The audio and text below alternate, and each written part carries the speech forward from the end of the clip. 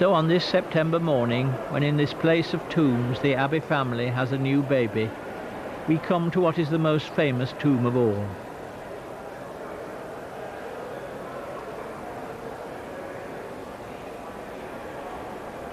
There's not much democracy in the Abbey, which is above all a place of names. Most of them the names of the great and the powerful. But the most famous and the most emulated grave is of someone who has no name at all.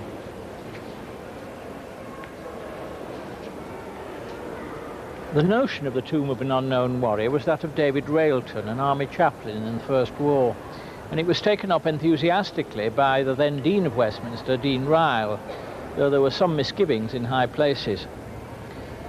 The body was brought from France with elaborate precautions to ensure its anonymity, and buried here just inside the west door on November the 11th, 1920.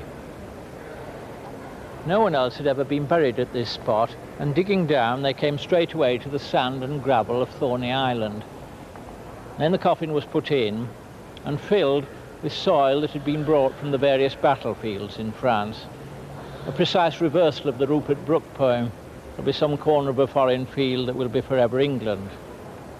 The corner of the foreign field is here.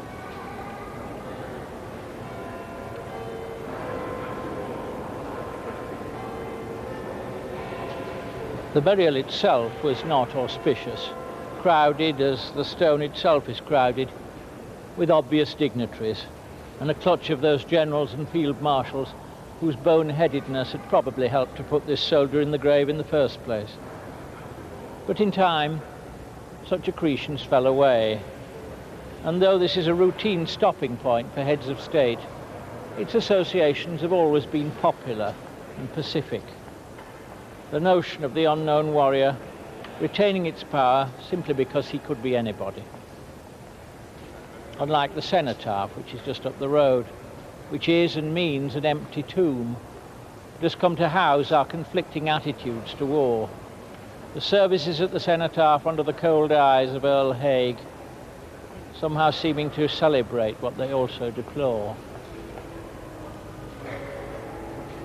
The mourning here, though, is unambiguous, and bedded down behind his little hedge, this soldier outranks whoever else is buried here.